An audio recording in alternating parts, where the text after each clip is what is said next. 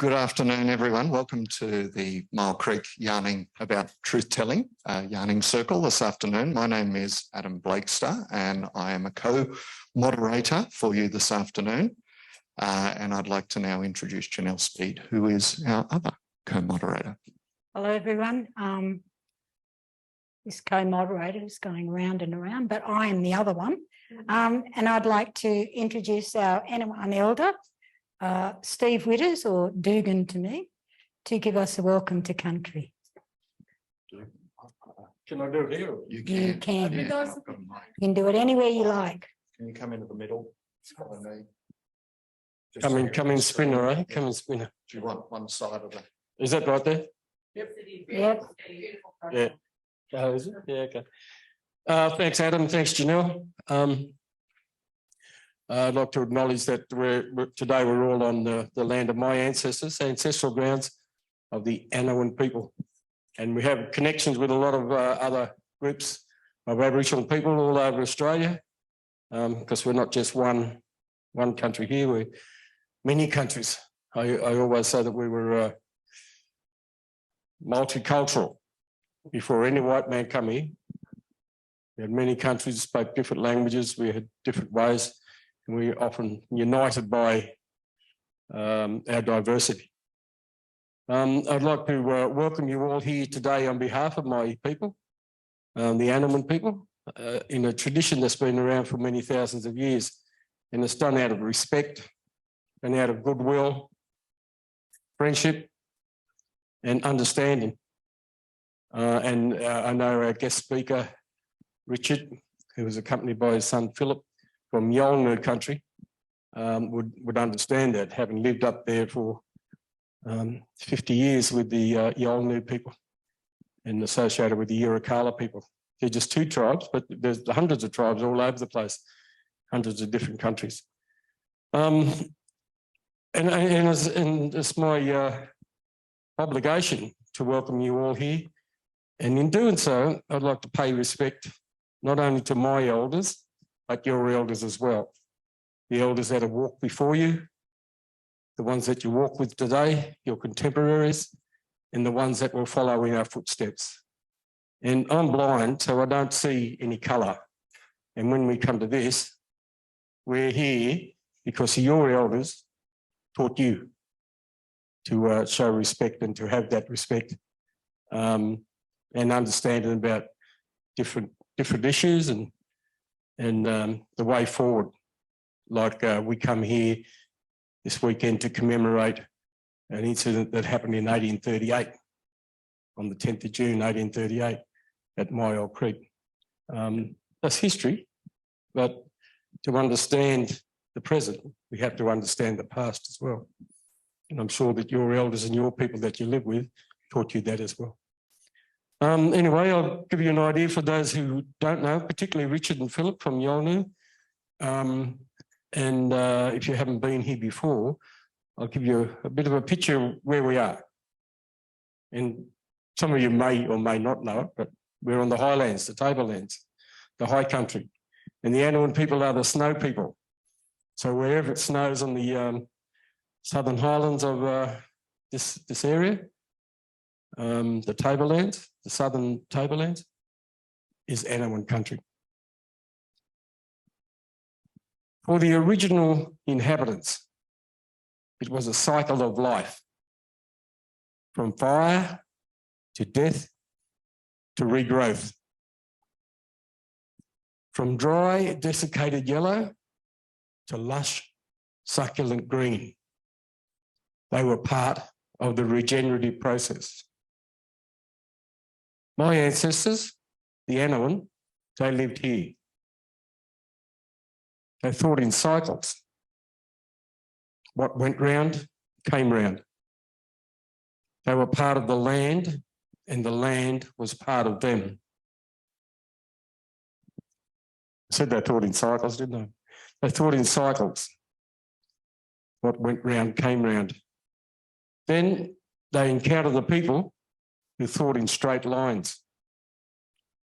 And these strangers, they had linear stories with a beginning, a middle, and an end. Annawan storytellers, they spoke of Turumbandian. That's the high country from where the waters came. They spoke of Alpawan, the low country, where the waters linger. And then they spoke of Awara, the violently broken country, where the waters fall. And that marks the beginning and end of Annawan country. Because all countries are defined by the geographical aspect. So when the geography and the topography change, so does the custodianship of the land. And Aboriginal people all across this country had a relationship with the land. They were part of the land and the land was part of them. And in each area where they lived, they were custodians. And that's been happening for thousands of years. Part of their custodianship responsibility and obligation is to welcome people in that gesture of friendship and goodwill and respect and understanding. And I do that to all of you today. All people, Aboriginal or non-Aboriginal, and those who may not know their ancestry. And this could be part of your journey too. So I'm going to welcome you in the words of Annawan, which says pretty much welcome. Inja Anawanoyina. No, hang on, I'll start that again. Yaga Anawanoyina. Inja Anawankyuna, Yakayina, Inja Kyunda. Inja Nyambaka Kyuna, Nyambika Urala. Otala Rakanya, Inja Kyunda, Natame, Unyara, Nyambika Kyunda. Welcome everybody, and thank you for paying the respect and the time to come and listen to our guest, Richard Trudgen, and to his son Philip, who come from Myall country and the Wirrayaraaypeople and the Nullumboy, where they have a long history. And I know Richard will be talking today about something that I'm certainly passionate about, and all of us here would be, and that's telling the truth. Telling the truth and understanding that to understand the present, we have to understand the past, and telling the truth and being open about it, and realising that Aboriginal people have been doing things for thousands of years, like running businesses, for example. They had an economy and a trade, but whitefellas never realised it. They always thought that the government will give you money all the time and that can be your dependence. But it never gave value to what people could do themselves. And I know Richard's pretty active about that too. So welcome everybody, and thank you to the uni and Arala for the respect that you show Aboriginal people by acknowledging that you're on ancestral grounds and asked me to come along to welcome you. Thank you. Okay, so we'll better introduce our panelists for you all. So we have Richard Trudgen, we have Professor Joe Fraser, and we have Dr. Brooke Kennedy. So I'd like, if possibly, you could share a little bit about your background and your interests that connect us with Myall Creek and truth telling. And maybe we can move forward after that with something you reckon or sense is important for us to yarn about here today. And we can go from there. So, Richard, you've got the floor. Thanks a million. And to Uncle Steve and your elders and your citizens that are boko gurupan nama main makmala ara nakana gurupan dao ding bala na yongawa anam lan ngora Wirrayaraaypeople yonga malawala ding bala barakinya book makmakading or just to show you my respect. And hopefully the stories we can bring from Arnhem Land and from other people all over the country, why they are still struggling. How much do you want from me? As much as you want to say. Yeah, no, that'll be 2 days. 4 minutes long. 4 minutes, good on. Keep the watch on me. Oh, I went to Arnhem Land just for 12 months. I stayed 50 years. And the big difference was back then we had policies that helped people stay and help people learn the truth about people. I was forced to learn language. I was not forced, I was told to go to the people's ceremonies, to go. I was told they're not evil, they're not primitive, they're not backwards. All the other things I'd already been taught, that they were evil, they're backwards, they're primitive. But the group I joined said, no, they're not. And if you're going to be able to communicate well with the people here, you need to know them. As soon as I started to learn language, I started to learn culture.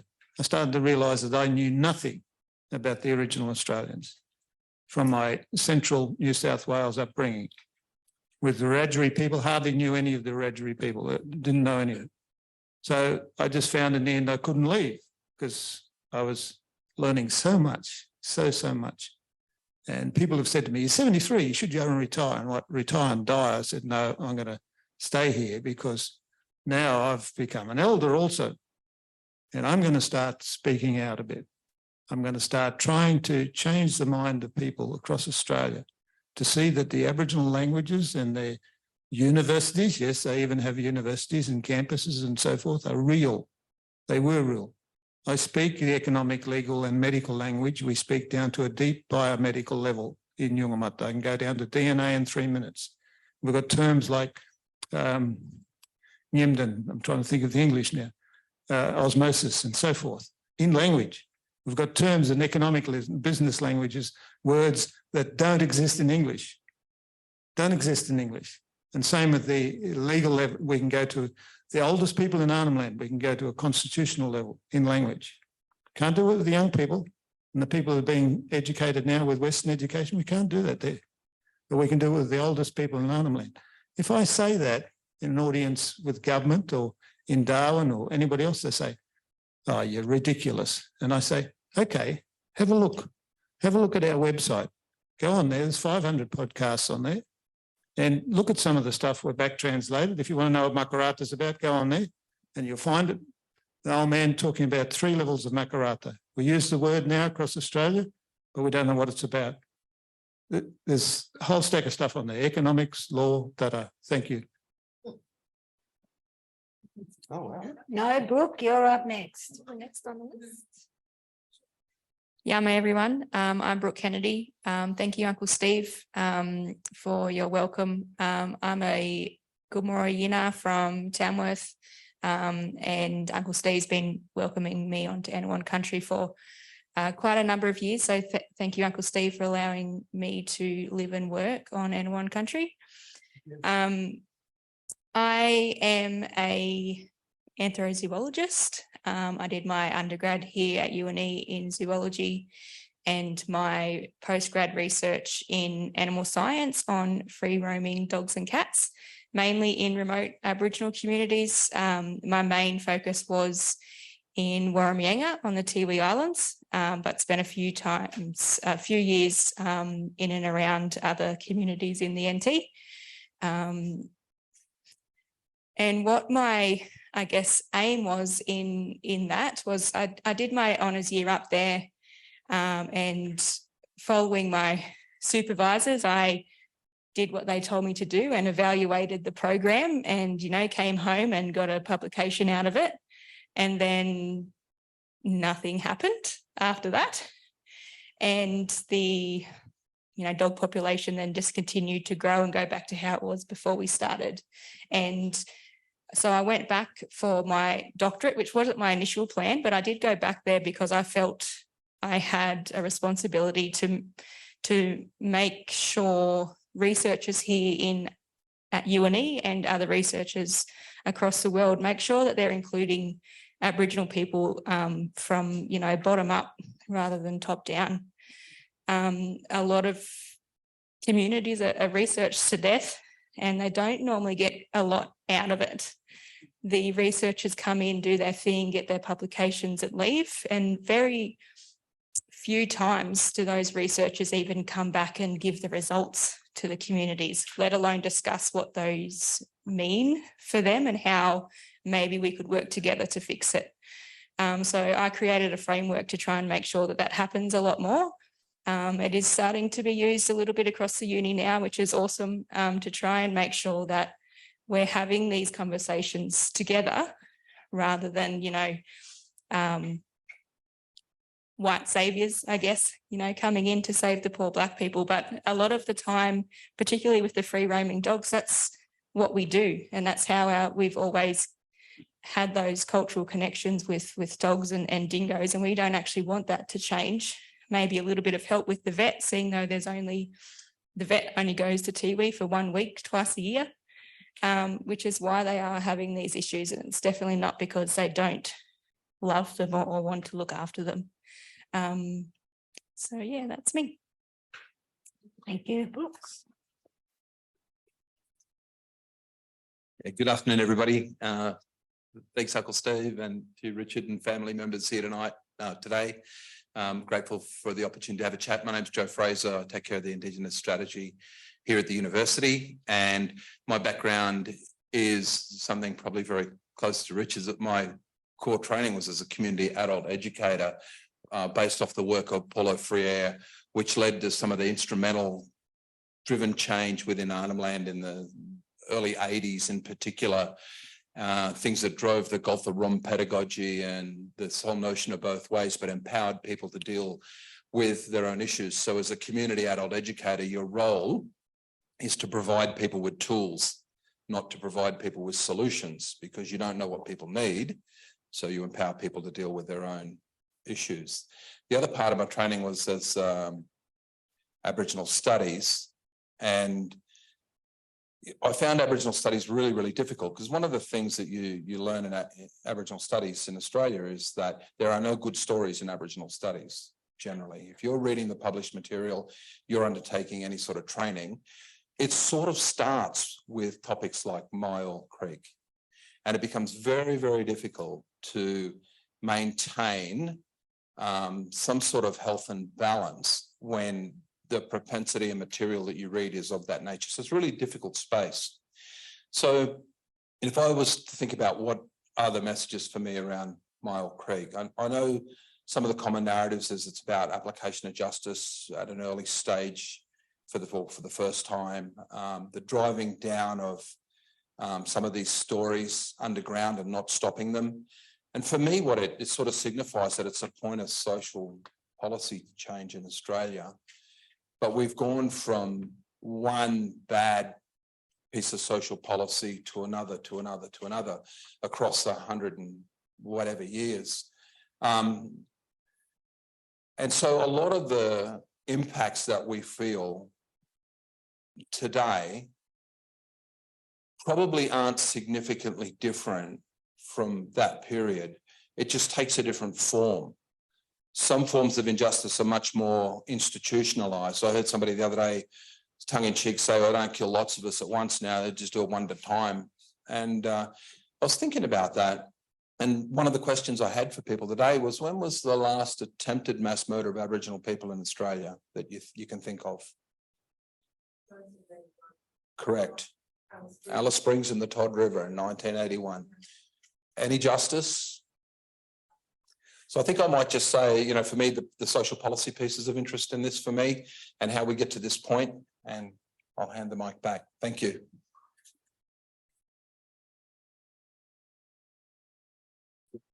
Hang on to this. Well, thank you, everyone. That was very interesting to learn all the different bits and pieces that you do.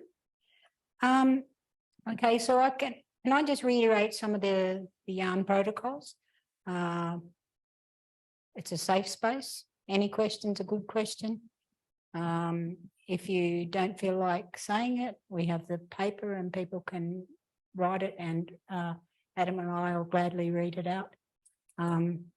Please ask your questions to all the panelists, but it's okay to have one directed at a certain panelist, but they'll all answer. Okay. So, all right. The other thing I'd like to ask is, when you ask a question, could you please just state your name, your role or your position, only if you prefer that, and of course your question. So I'll open up the floor now, and we can start. Graham.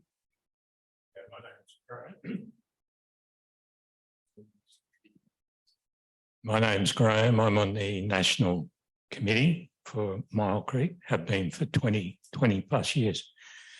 Richard, you've been reported as saying that you're trying to help governments not spend more and more money taking ambulances to the bottom of the cliff.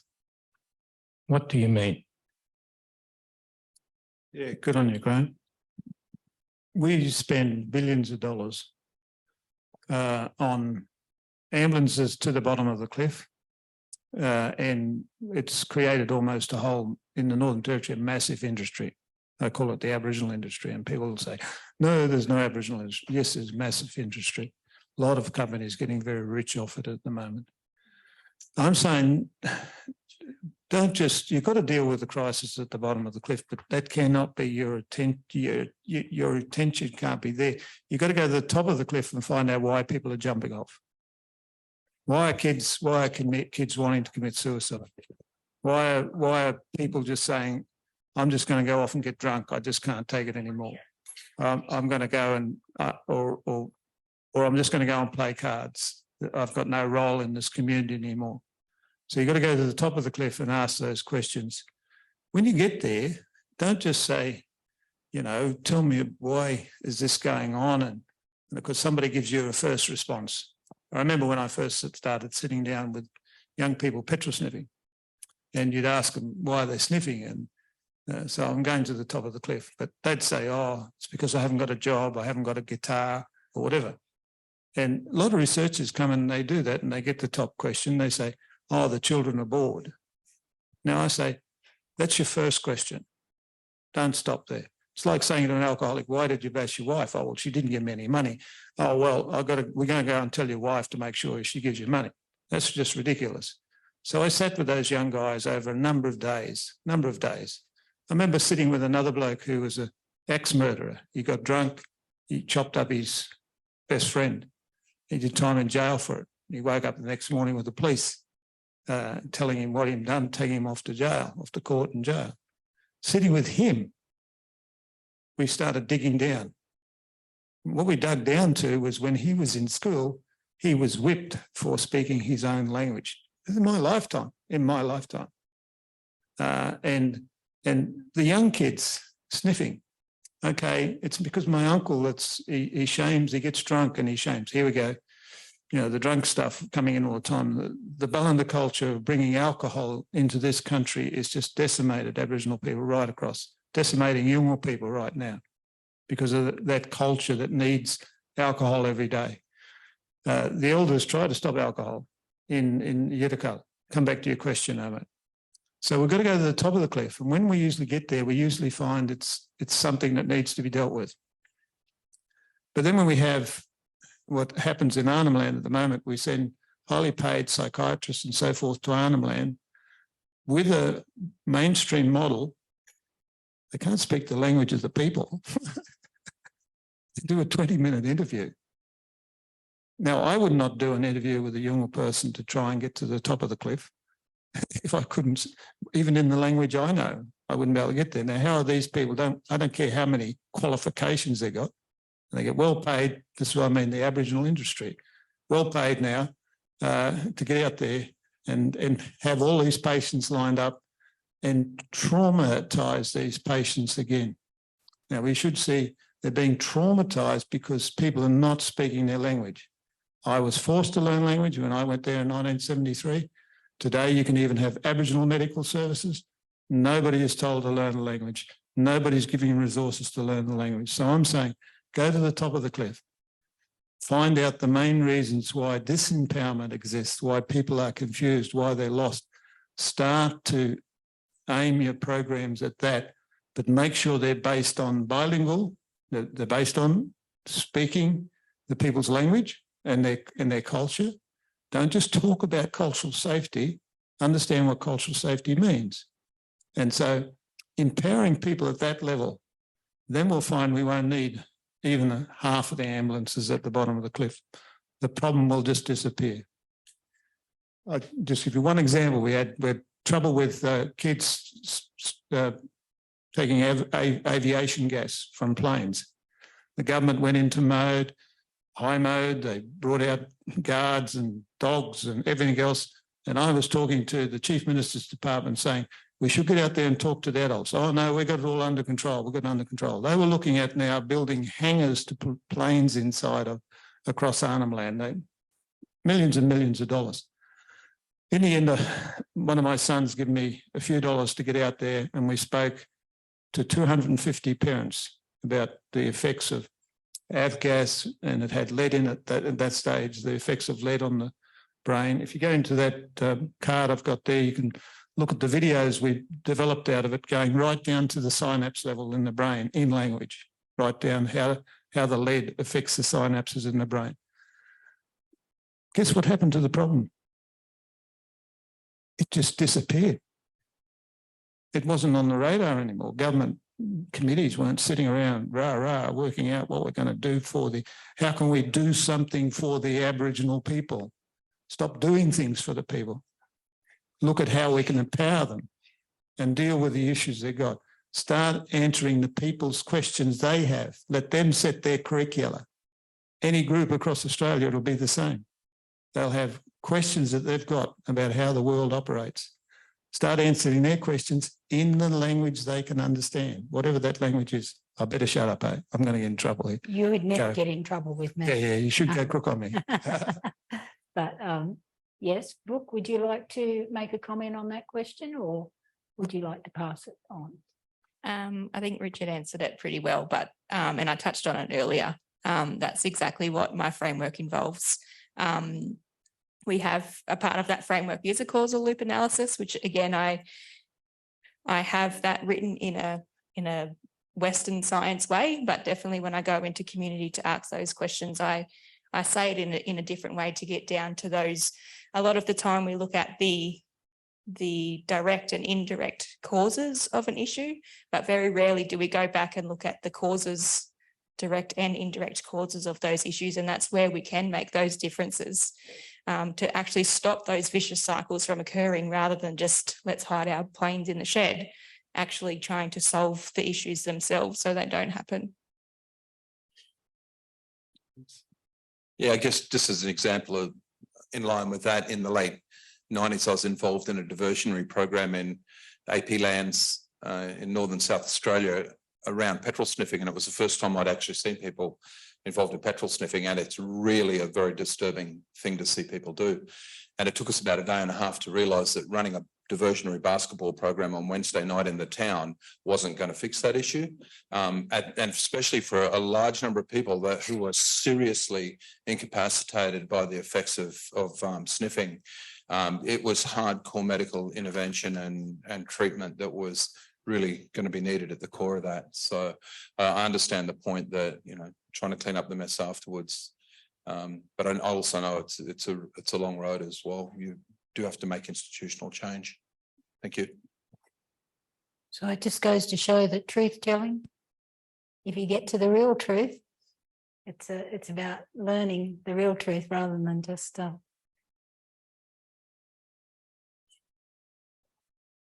you have a question? Okay. So what can non-Aboriginal people do to kind of advocate for the sort of change that Aboriginal people have been advocating for a long time? So it seems like... Can I just have that clearer, please? Just stand up and say... What can non-Aboriginal people do to be more active in advocating for the things that Aboriginal people have been advocating for a long time? So obviously you've just talked a lot about language and why did I learn Latin in school and not in Gadigal, for example? And obviously there's a lot of resistance to that that's historical, etc. But I'm sure there are schools, public schools mostly in New South Wales or in Australia, who do learn more about Australian history, Aboriginal cultures and languages, but I certainly didn't learn anything between 1990 and 2002. And I'm not saying that's going to fix the problem, but it would seem to be a key prong. So your question is? How do non-Aboriginal people be more active in advocating for like the teaching of language in schools and because as being the, you know, the larger percentage of parents, students. One of the things we've got to do straight away is when I'm working with any group of people, non-Aboriginal people, I usually say, and whether they're coming north to work or whatever, I say, you've got to get in the same canoe as the people first. Okay. How do you do that? Just go to your libraries and read anything you can read on your area. And it's mainly written by English first language people. So it'll be written by non-Aboriginal people, but just read it. And I've seen that change people's lives. Now, what can we do? What can we do? We just got to keep speaking about it. For people like Yolngu, they can't get their voice out. ABC doesn't have any problem bringing a person on, Italian, Japanese, Chinese, and they'll make sure there's a good interpreter and their voice gets out there. Because Yolngu have a different culture to mainstream Australian culture, and the biggest one is the difference in their response time. I've lost your name, but Adam, just ask me a question. I just want to do a little exercise. Just ask me a question. Any question? What did you have for breakfast this morning?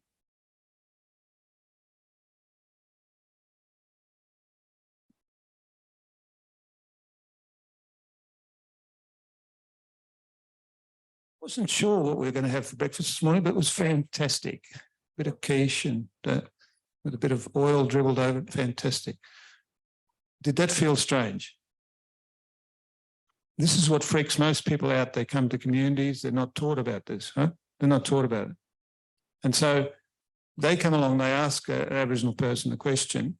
They're being taught from birth not to quick answer, which is the European model. We teach our kids to go against the natural way of communicating. The natural way of communicating in Asia and other places outside of cities is to listen to the person's question, consider the person's question, and then only respond. But then if you're operating in another language, that can take quite a while. And so first thing we can do is start to try and learn some of the culture. If we go into Indonesia, you'll hear that culture straight away. They'll tell you that sort of stuff. But that's not taught in Australia. And it should be taught more, especially when you're dealing with traditional people, because they just can't cope with it. They just can't cope with fast questions, fast dialogue, in-your-face stuff, assertive, be assertive. No, they're not assertive. They're pulled back. So we've got to start understanding the real culture of Australia, the original culture. And if we can understand that better, that will give us, we don't have to look for the answers. The people will find the answers. The answers will pop up in front of us. Yeah, I agree with Richard. Uncle Roger Knox, I don't know if any of you here know him. Something he taught me a long time ago is we have one mouth that shuts and two ears that don't. And it's very true. We have people who advocate for us and go out and say, yeah, no, I've talked to people and they say this, but then people ask them why, and they don't generally have an answer. So they only read or ask those top level questions. But to be able to help us to advocate for what we want, it basically is just to sit and listen and learn those things for yourself. So you yourself can then pass those on to others rather than just relying on us to pass those things on over and over and over again. What Richard was saying before about bringing the trauma back every time because we're being asked the same things over and over and over again. A lot of non-Indigenous people who are advocates for us know these things. And a lot of you do know them on those deeper levels.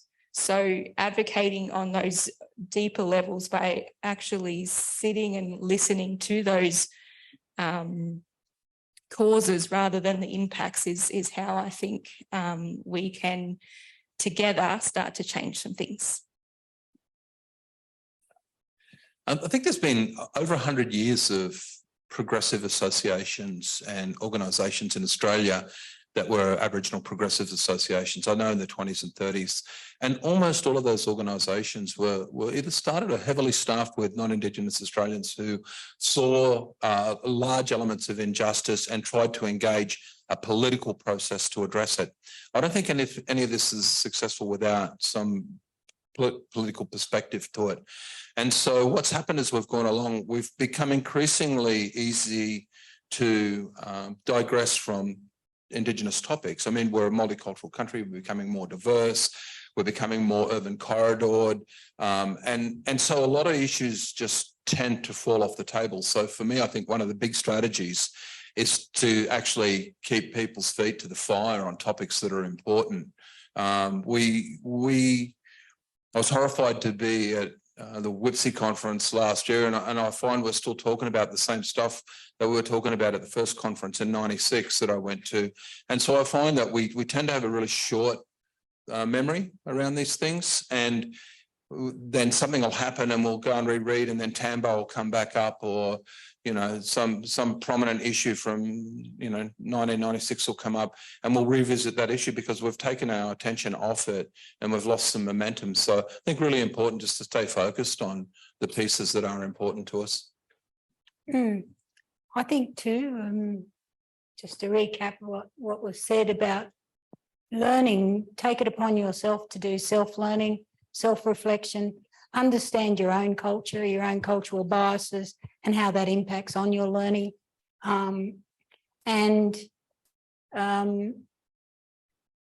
on the responsibility on yourself rather than the expectation of Aboriginal people supplying that knowledge as well. But yeah, but the other thing I can think of is just you understand the system that you live in, and that a lot better than us. We have to learn it from walk in two worlds. So using that system to advocate for that learning and that process is something that you could do to help promote them. I was just going to add, sorry, I forgot the second part of that. It is slowly changing in our New South Wales schools. I do know senior school now has Aboriginal languages as a HSC course for the first time ever, which is pretty cool. I think I started last year. And there are languages being taught in, like I'm from Tamworth, and I know quite a lot of our schools have Gomeroi language being taught rather than things like French and Japanese. So it is slowly happening. I know I was pretty excited. I said my first full sentence in Gomeroi last week. I've been attending those community language lessons myself because, as Richard was saying earlier, when I go to Tiwi, I'm just amazed at how much culture and language is still alive. And I'm quite excited. I mean, obviously there's all those sad reasons to why this is a thing, but quite excited that our languages are starting to grow a bit more in our communities, but they are slowly changing in the education system as well. Okay, next question.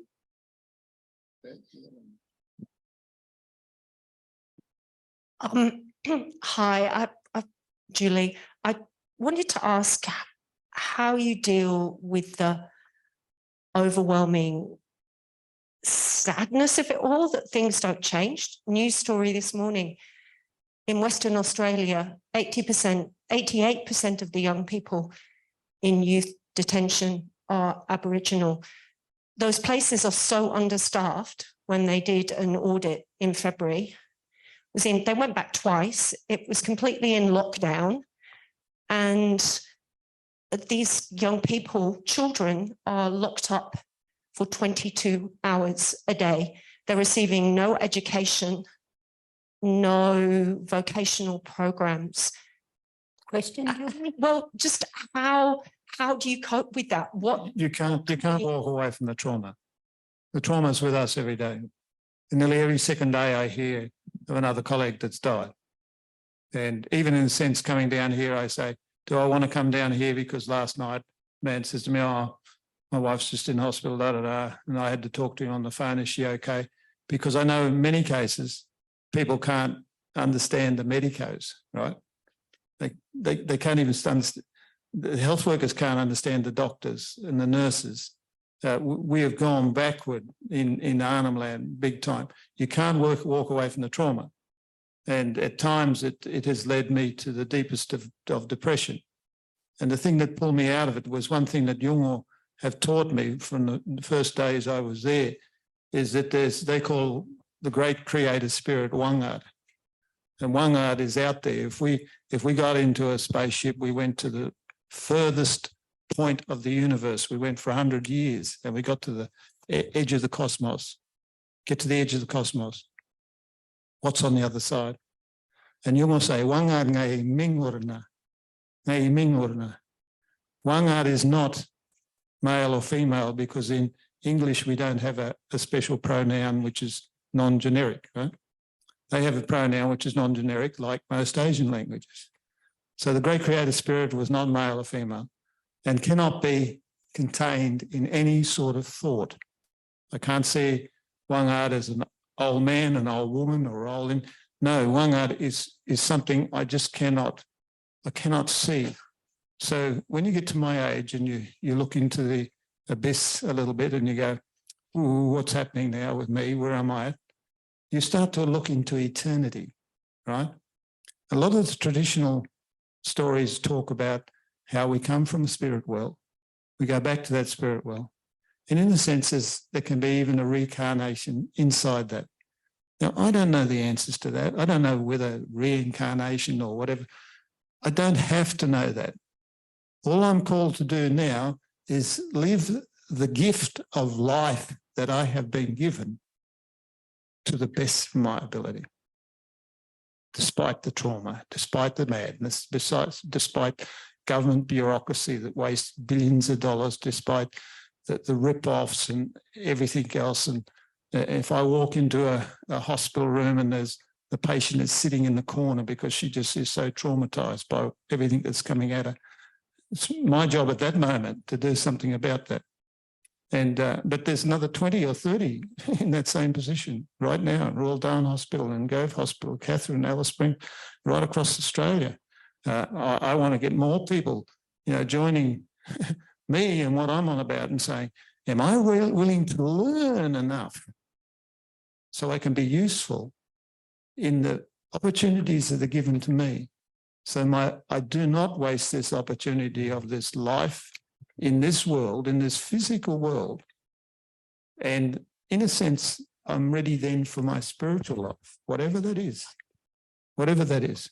So I just do the best I can with the moment. If that's useful, I don't know.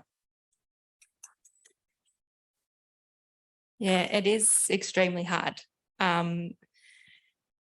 Another Western Australia example, the Cassius. In that 1 week here at university, I got asked by 6 different people my opinion, my thoughts. Why are you all making such a big deal about this particular one?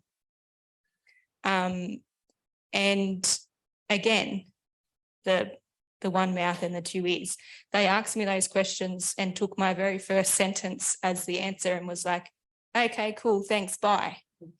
And then I sat in my office and cried for the next 2 hours and finally got to that stage where I could move on and do my work. And then the very next day got the exact same question from somebody else, which, I mean, it is hard being the only Indigenous academic down in the Sable faculty. I am the only person that a lot of these people can come to ask these questions. And because I want to educate, I'm happy to answer those questions, but not if they're only just going to take my first sentence and move on. Like, do you really want to know? Or like, you only want to know my very first sentence. You don't actually want to sit down and listen to my actual answer. So why ask me? And my grief, yeah, like they totally oblivious to the fact that I sat there and cried for the next 2 hours on one simple question that they didn't actually even want to know the answer to. It's very difficult. Yeah, I don't have anything to add. Yes, I must say, it's often a trauma, but I think sometimes we use that trauma to inspire us to make change, to keep the good work up and To kick a bit more ass if we can. I'll do that. All right. So the next question we had from Zoom. So I'll hand it over to Andrew. Thanks, Janelle. This is a question from Kylie Irvine. Yama, I am Kylie Irvine, a Gomeroi woman currently studying psychology at UNE. I recently attended the Indigenous Psychologist Gathering in Aotearoa and was struck by the collective identity built on language. And the question is, two questions. Do you believe our difference in language is weaponized against us and is a source of keeping us marginalized? And I'll give the other question as well. Secondly, do you believe in the concept of a language acquisition device, an inbuilt ability to speak language, and that removal and suppression of this is affecting identity? Well, first of all, if you look across Arnhem Land, many of the communities, and when I was there in the 70s, I was living with very traditional people. And on quite small plots of land compared to Central Australia and all that. And they had sometimes very distinct, something like 13 different languages. Now, some of them were dialects, but some of them were very, very different. Like from Wirrayaraaypeople, they say the word Dunghutti, and then this is the word for here, Dunghutti, and the Dunghutti language, and then the Duala language, and then up near Central Arnhem Land, Jiningi for the same word. So sometimes the words, the whole word structure was very different. One of the interesting things across Australia is that you had groups of people, almost nations, which were prefixing languages or suffixing languages. So the Yolngu people were like prefixing languages. And so that identified them as a group of people. Now, did they trade outside those areas? Yes, they traded right down to the Gulf, and they tried to Central Australia. And some of the histories you read that steel objects came from the Macassans up the north, right down to the Great Australian Bight. Daisy Bates writes about metal objects from the north. So the trade tracks were all over the country. They were called the Dumbal Mala, Dukad Mala, the big trading tracks. But language give people a clear identity. So that there was the people who were the Jinang speaking group, and this group and group within that bigger group of people called Yolngu. So I've never heard of language sort of, what was the first question, like separating people or anything like that. It's more, but people spoke up to 13 languages. So you didn't have any problem with that. I remember one girl in my book that I talk about, she was sitting down, and my daughter-in-law, sister-in-law was beside me, and she was a teacher. And so this little girl came up and she started talking, and she was talking in this languages, and I was trying her out in the different languages that I knew little bits of, and she was expert in most of them. And one of the incredible things she wanted to do, she wanted me to open my mouth to see if I had any toy teeth inside. And I'm going, what do you mean toy teeth? And she was looking for fillings inside. Oh, look, there are toy teeth in there. She just wanted to have that relationship and ask that question. Then I said to her, nah. So we're asking, how many languages do you speak? And then I said, Ga English? And English, I said.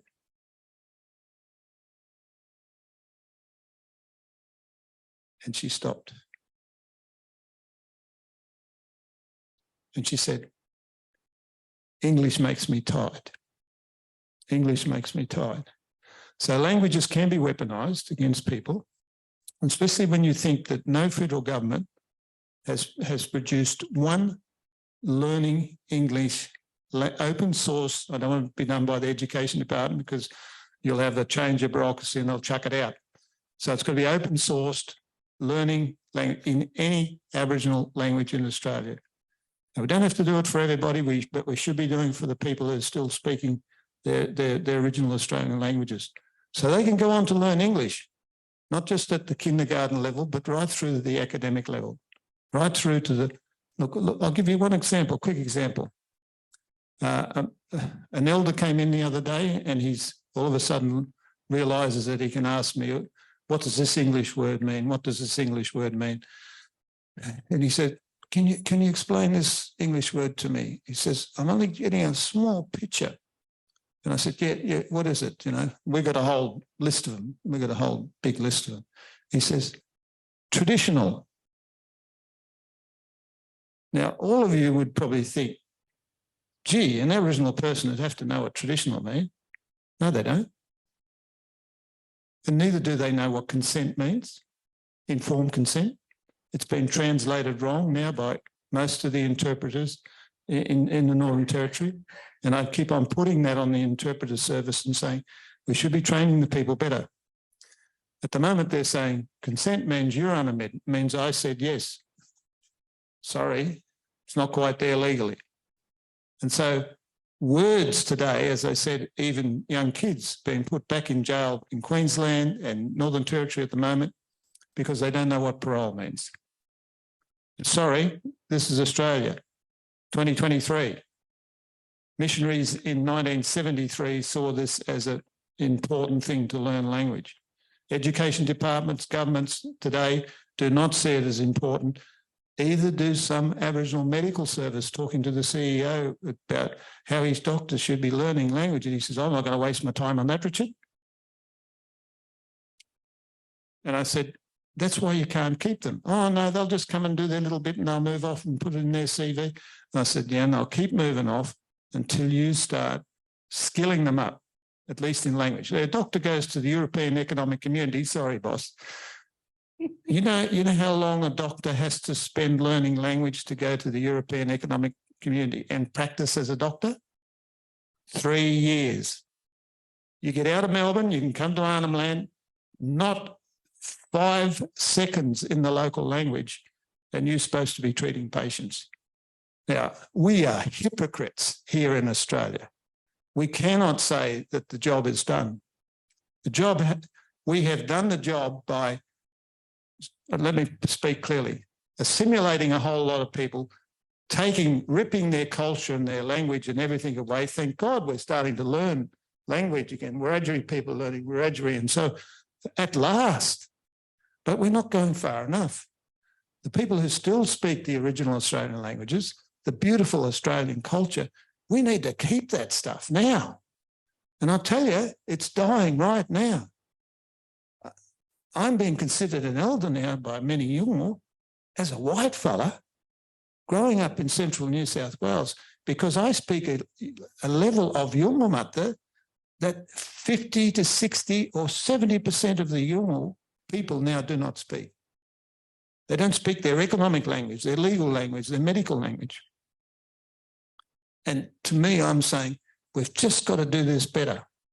And we can do it today with modern recording and all that sort of stuff. We can capture all this stuff, but there's no money coming to this stuff. It's all going to shooting basketball hoops and kicking footballs. And if you do one of those programs, put them into the NIAA in Canberra, you get all the money you want. You know, you'll get $80,000 Toyota, big salary, house. I've just come back from Central Arnhem Land in the community there. There are more non-Yolngu people on that community, almost, than there are Yolngu. And they're all well paid into these programs. None of them, and that's what we just spent time last week talking to an executive of a regional council there. They're just going, hey, we're doing all this wrong. Yes. The same colonialism down here that Myall Creek had to put up with and Stan Grant now has to put up with and Adam Goods has to put up with, that same colonialist mindset is still carrying forward. So we need to challenge that and we need to say, how can we do this better? It doesn't matter if we ask that question 5,000 times. How can we do this better? Paulo Freire, the praxis, Joe. Action reflection. Let's reflect on what's going on. Let's reflect on it and let's see if we're doing it and how we can do it better.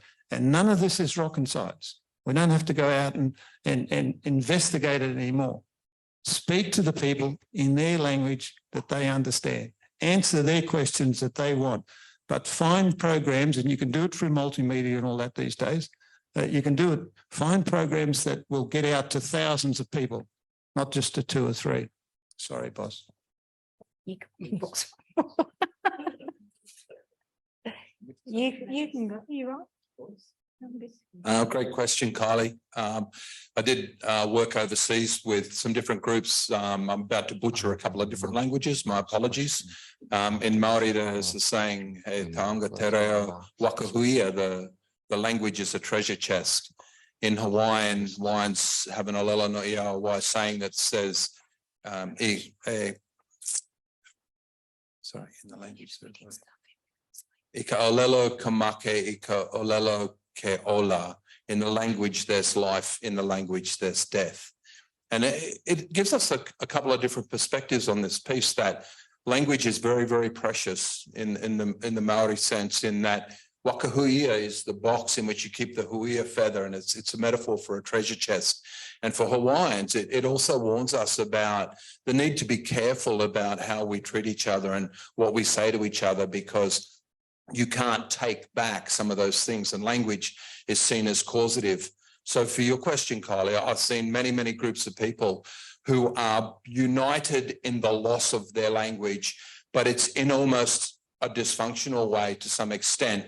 And then when you see people who are in language less, like Panana Leo in Hawaii, or some of the bilingual programs in Wirrayaraaypeople country, and did occur with the Creole programs, you see people united in a strong identity because we transfer who we are and what's important to us in that language that sits closest. So I think the language programs are absolutely an essential part of forming identity. And as Brooke said earlier, one of the good things about the New South Wales school system at the moment is there's 5 Indigenous language nests in New South Wales in the department. I think it's Gumbaynggirr, Gomeroi, Wiradjuri, Barkindji, and Bundjalung. Yeah, there's 5 of them. Yeah. Thank you. So there was a young girl who sat for her HSC in language in Bundjalung about 2 years ago, and they started doing it. So that's something. But this diversifying, this difference in language is very much a Western construct, because the diversity in our language only brings us more depth and more knowledge. And even when we were colonised, the reason we don't have a treaty in Australia, like New Zealand and Canada and America, is simply because the European style way of thinking was, you need one language so that we can talk to you, because they don't speak other languages. So, and they need to have that sense of one language. That's one of the reasons why Australia doesn't have a treaty, is because we don't have one language. There are a couple of other reasons, but that is one of the main ones. So our language can be weaponised. It's often, when I was growing up, it was like, well, you don't speak a language, so you're not a real Aboriginal. Many a fight was had over that. And it's learning my language. I went to learn my language, but it's really hard to get that knowledge out there. It's really hard to have someone to talk it to so you can learn. So it's weaponised against us, as well as it's contributes to our diversity. So yes, I hope that answers. Well, it's weaponised also because there seems to be this mindset, if you don't mind, there seems to be this mindset that, we've got to grab Aboriginal kids now from these traditional communities, that somehow they sit in committees and they say, oh, we've got to get them educated. And what does that mean? Oh, we've got to get them out, get them into our schooling system, get them speaking English, right? In a sense, so they can, well, at Tamrangi, nah, so they can understand things, what? Yeah. No, we can understand quite well in our original languages. And we could train the whole community by using those languages rather than spending the hundreds of millions of dollars on individual kids coming out to high schools and so on.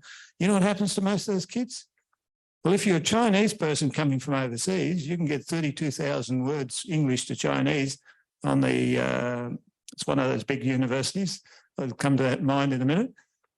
But if you're a Yolngu kid or from even Central Australia or Yolngu kid or from Cape York or whatever, and you're still speaking your first language and you're thinking in your first language, you're going to hit a ceiling, just like people out of Papua New Guinea.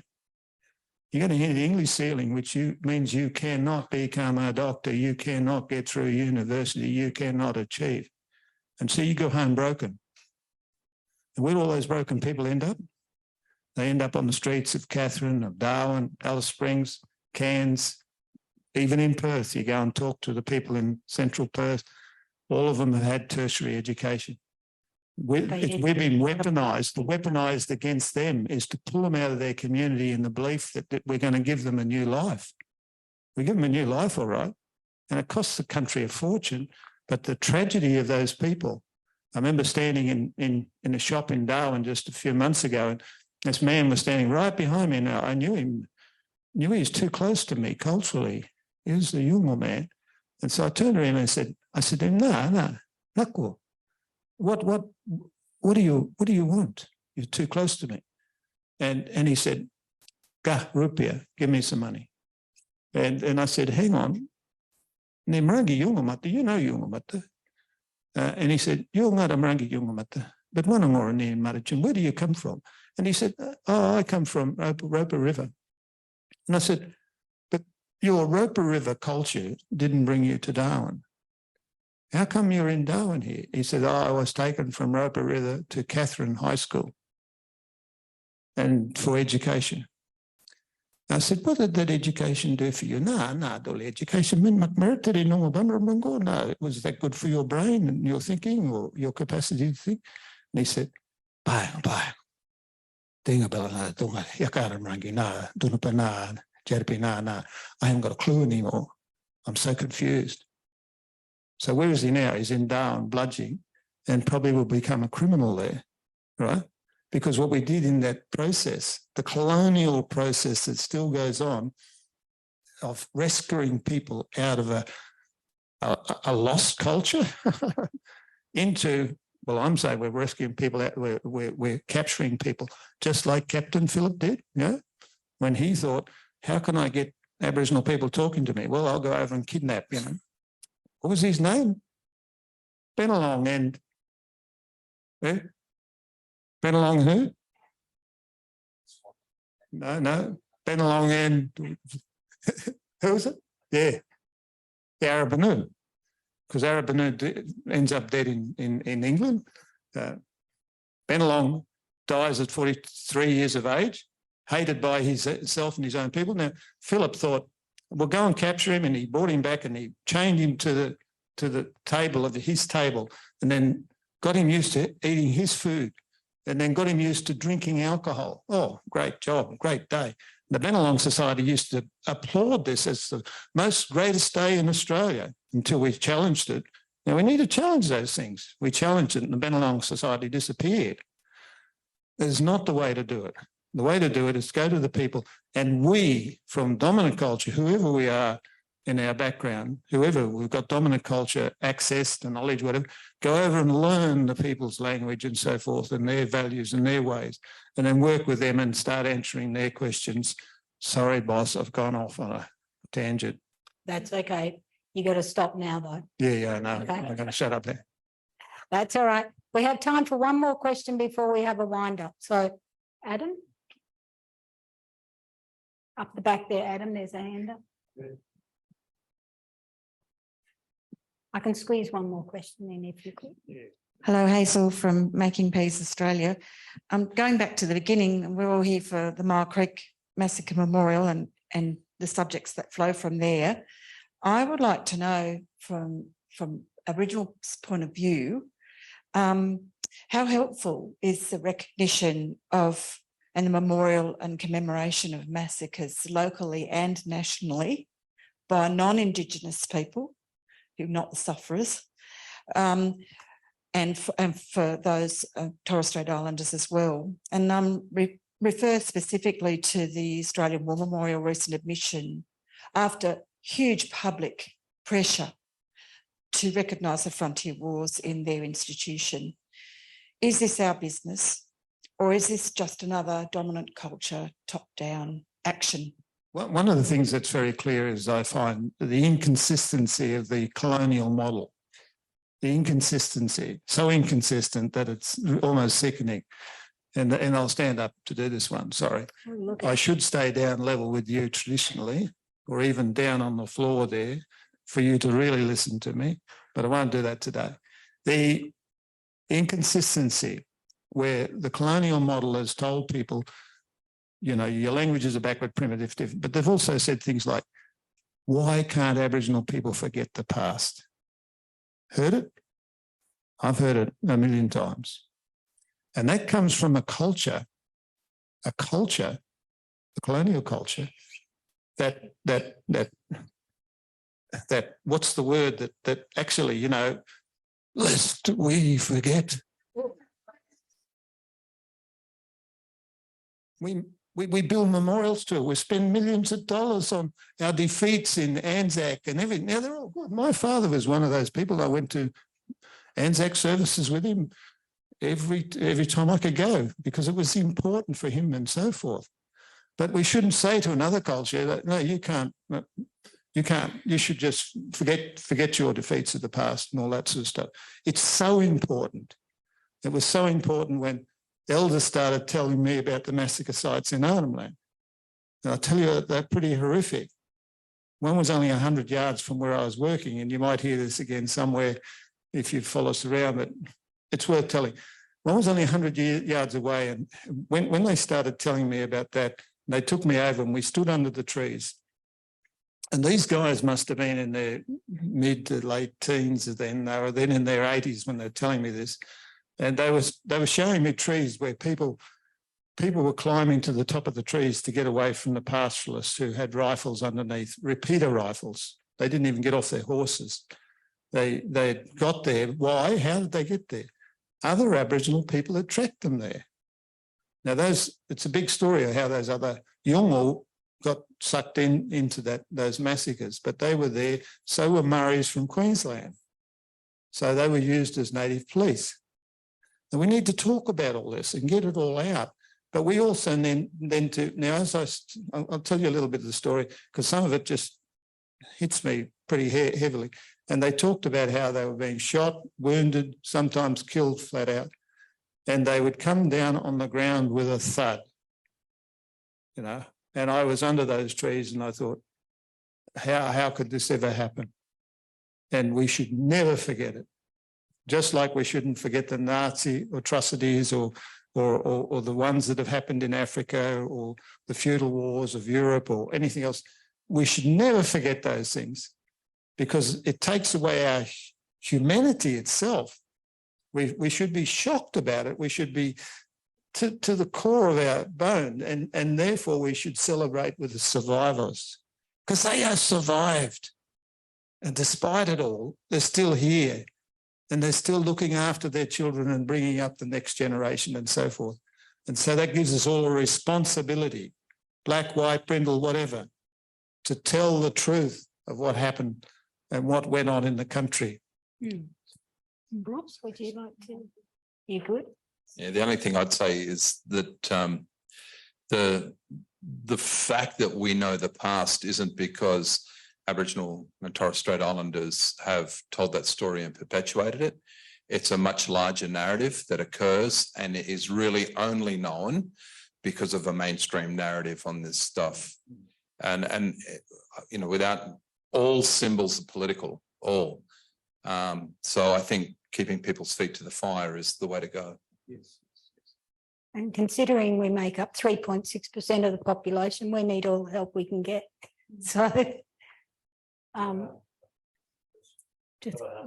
just one more question here then. So wait for the microphone.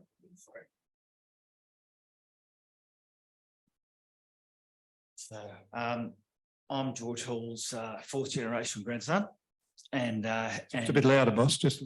and John Henry Fleming was his first grandson on the first child. I'm coming down the second tree. I've been travelling for the week from Catai, which is Bungool, the first 100-acre grant to George. I've inherited the Bungool sign. So I've got this story in my lap, and I've been stitching together. I've been touring since this is my 5th day, so I've been following the footsteps, each of the stations, each of the massacre sites, putting the story in a blog in our Hall Heritage site, trying to attract a joint of poverty. I've got 6 people, 2 physical, 6 names, which I'd like to give on Sunday. I've been putting that story out to a few people, so a few people here will know about it. But I'm just, some guidance, just looking for some guidance there, that's all. But I'll have a summary at the end of the week of the whole trip. It's only part of its journey because the Hall estate went from Catai up to Bingara, and then right up to Surat. So I'm only doing the Catai to Bingara, Myall Creek aspect this week, yes. So maybe Also, my question is some guidance for that, where I could help tell that story. so maybe you could have a chat to some of the panelists when and some of the other Aboriginal people here that you think are relevant over a cup of tea, and it might be an easier way to get that conversation than to have it. But What Joe said, picking up on your words, is so important. It has to become a mainstream dialogue. Yeah. The mainstream has to start speaking about it, because part of the colonial model is the silence. Yeah. We don't want to talk about it. That's it. I haven't had any negative responses on the Hall Heritage site. I've only had positive, but I haven't had a mountain, but I've had, it's gaining traction. I'll tell you one little quick story if I can. yeah, okay, 2 minutes. Okay. 2 minutes, real quick. I was in Bathurst and I was doing this group with these young people, right, around reconciliation covenanting, right, and I bought a story of the massacre around Bathurst, right, and I just handed it around. It was pretty horrific. It was martial law that was declared, and they went out there and they slaughtered a whole group of people. And I just went around the group and I talked to some of the young people. What do you think? And they said, "Oh, this is horrific. Oh, this is horrific." And then we went to a couple of old people and they said, "Yeah, we know this story. Yeah, we know this story. Yeah, we know this story." And then I went back to a young person and they went, "What? You know this story?" And then the young people in that room were just horrified that they had gone to church with all these people for years, and the old people had never told them this horrific story that just happened outside of Bathurst, where even skulls were boiled down for 3 days so they could be put in crates and sent back to England. They hadn't heard this story. It has to become a mainstream story. I don't care how painful it is. I know the pain. I've seen the pain. I feel the pain. I'm sitting here shaking now. We've got to feel the pain together, because that's when the healing occurs between the races and between the people. Sorry, boss. It's all right. Would you like to pass it to Brooke so she can finish off and reflect? You don't want to have anything more to say? Joe? It's been a good opportunity to sit and have a talk and see a few different perspectives on things, and grateful for the opportunity, and I'll probably go out there and have a cup of tea and catch up with folks. Thank you. All right. So it's a bit short, sharp and sweet, isn't it, that little ending? Yeah, it is. I maybe wonder whether, so we've used our time. Apologies to those of you that are still sitting on questions, but after we can close the yarning circle, we've got afternoon tea. There's an opportunity to talk with people one-on-one and encourage you to do that. I know Richard and Joe have kind of closed the process, but I think it'd be nice still to check back with all 3 of our panelists, just for any closing reflection you might make about what we have talked about today, and any insights you might have about where to from here with Myall Creek and the memorial and what it represents, but also with this broader focus on truth telling. So any final remarks any of our panelists might like to make? Maybe Brooke, you could lead us off. I didn't say this in my introduction, but my mother's family is from Tingha Inverell, and I do have family that was impacted by the Myall Creek Massacre. I do go to Myall Creek Memorial as often as I can. I do remember my first time, I was probably in year 8, so 13, I guess, on a school excursion that Uncle Roger and some other people came on as well. You know, reading the stones. I read the Gomeroi, Uncle Roger read the English. But one thing I do remember is the feeling the very first time I stepped off that bus. I quickly jumped back on that bus so fast and I said, I can't be here. I don't know what they were telling me, whether that was just telling all of us, you know, what are you doing here? Or whether it was me particular. And to try and explain that to my teacher, who had no idea, thought I was just being gammon, I didn't want to speak. It was really hard. And thankfully, you know, the second that smoke started and I was, you know, telling them, you know, we're here in peace, we just want to learn, we just want to remember. Thankfully, that feeling disappeared. And I don't feel that anymore, even when I do go back. But I think that's the most important thing of all of us. I mean, the fact that you guys are all here shows that you guys are allies, and I really appreciate that you guys are here and wanting to know how you can continue to help us. And I think the fact that you are here shows that you're already doing that. And so thank you, and just continue to work with us to help improve all the things that we've talked about today.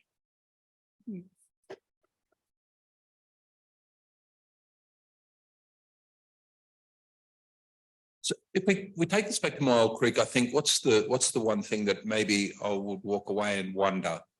And, you know, I started off by talking a little bit about social policy. What is our Indigenous social policy in Australia? And one thing that a question I haven't been able to answer very effectively is, what is the value of Aboriginal and Torres Strait Islander peoples to Australia?